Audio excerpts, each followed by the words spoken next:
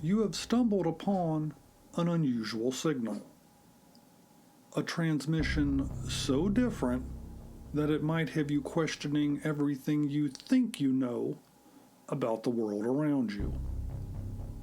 These frequencies are intermittent and unforgiving. They bring us the dark tales of folklore, the stories that fade into the night and creep back up to us in our dreams. This is Vast Unknown Radio, where what you're listening to may not be what you're hearing. We've got the transmitter powered up. The antenna appears to be tuned and aligned, and that amplifier, it's still humming. Cautionary tales designed to encourage young people to abide by the accepted norms of their culture are common throughout the world. Monsters and beasts of all type lurk in the places that children should not travel after dark. But what about a well-dressed, finely styled man who wears a wide-brimmed hat and plays a silver guitar?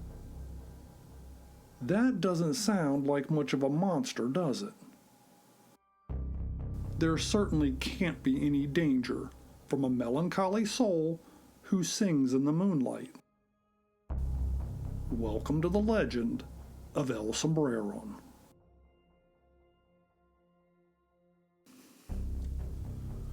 Before we get started, I'd like to remind the listener that while I attempt to keep these transmissions as family and societally friendly as possible, sometimes the topics of esoterica play to the baser instincts of humanity.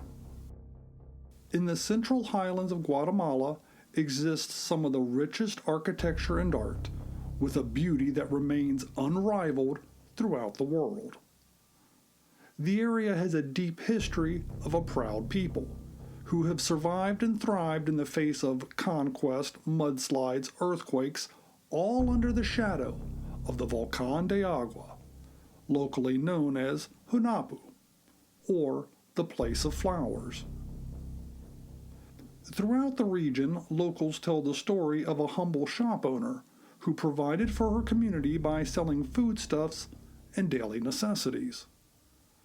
The shop was often the focal point of local gatherings, as it provided willingly for anyone in need. It didn't hurt, of course, that the shop was often blessed by the presence of the owner's beautiful daughter, Susanna, a distinguished young lady with dark hair and wide hazelnut eyes. It wasn't long before Susanna attracted not only the attention of the young men of the village, but also that of a mysterious stranger who arrived in the dead of night under the full moon.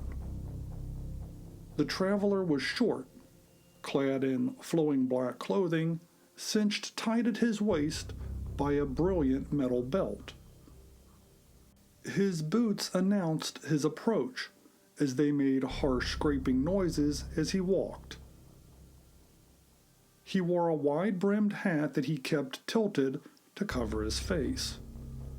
Most impressively, this creature of the night carried a silver guitar, with which he wielded a song far more deadly than any weapon.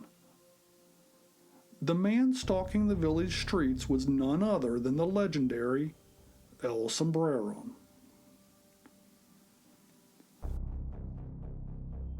The story goes that Susanna was summoned to her balcony window by the sounds of shuffling boots.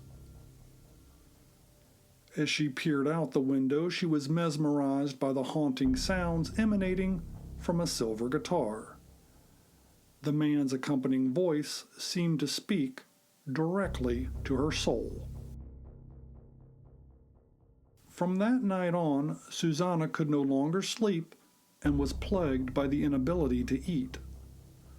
No matter what her adoring mother prepared for their meals, Susanna's plate was always contaminated with dirt or coal. Over the next several nights, El Sombreron would appear outside Susana's window. He wooed her with his eerie song as the moonlight danced over the silver guitar. He would even appear full body in her room, only to disappear in a wisp if approached.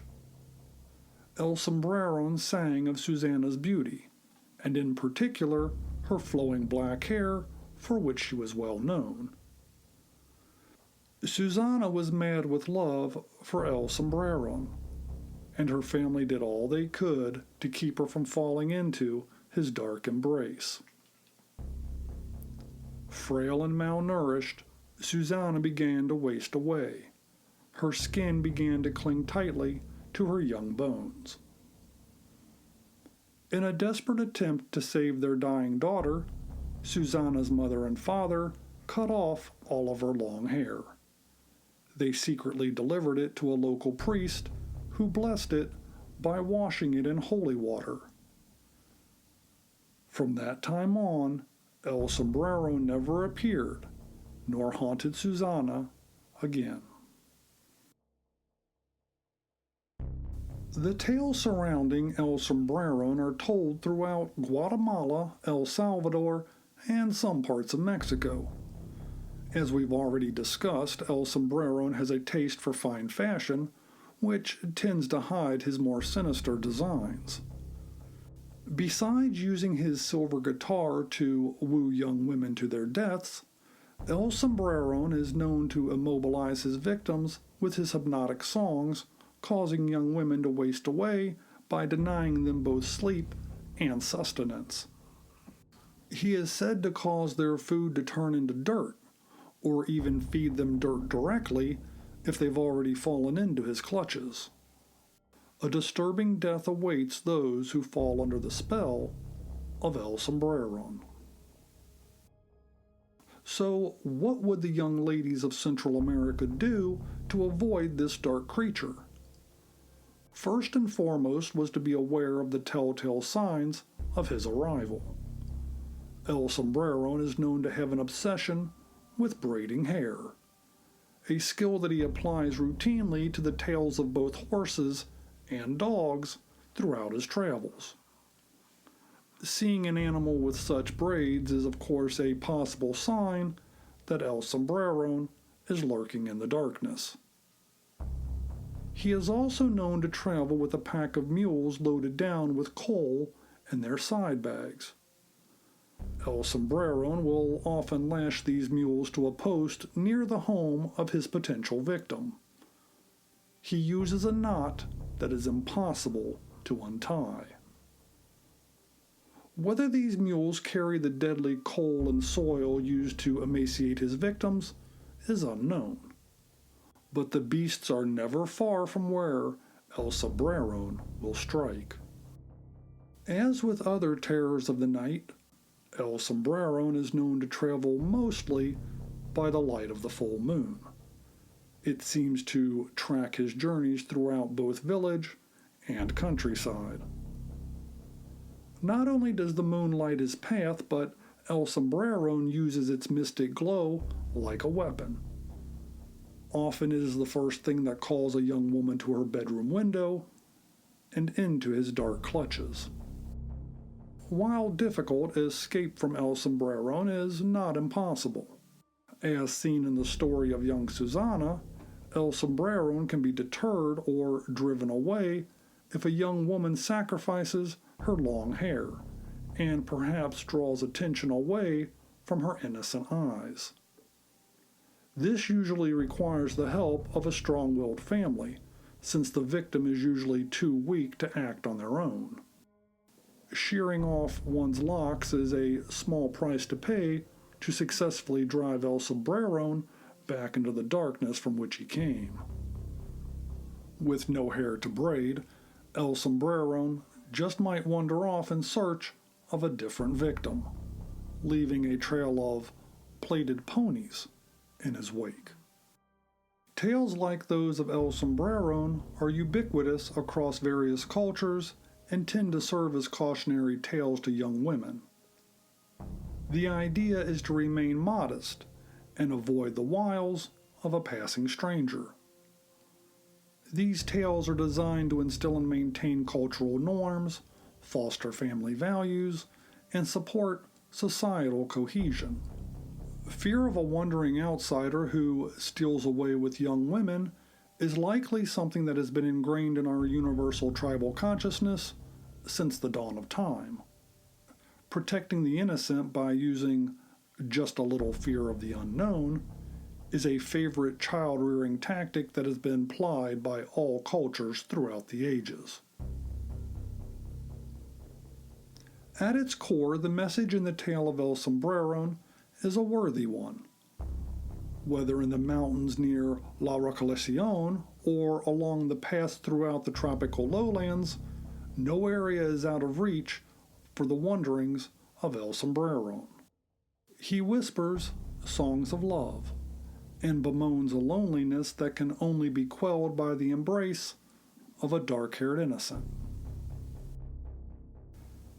So as you walk home at night, take notice of the moon overhead. Those clamorous footsteps might be your own. But did you see that glint of silver in the shadow over there? When did your neighbor buy those mules that are lashed to your front gate? Does that dog really have a braided tail? Don't worry. Maybe it's all in your head. But on the wind, you hear a song. Sleep well. That concludes our transmission for this evening. Let us close with this reminder.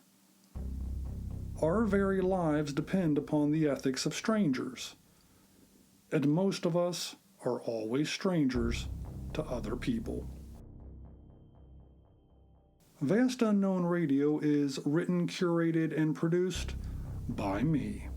My research assistant is Gypsy. On the soundboard, well, that's DJ Chainsaw Massacre. Special thanks to co.ag Music. Tune in next time for more tales of the esoteric and the unusual. And maybe, just maybe, our signals will cross again. Thanks for listening. This has been Vast Unknown Radio.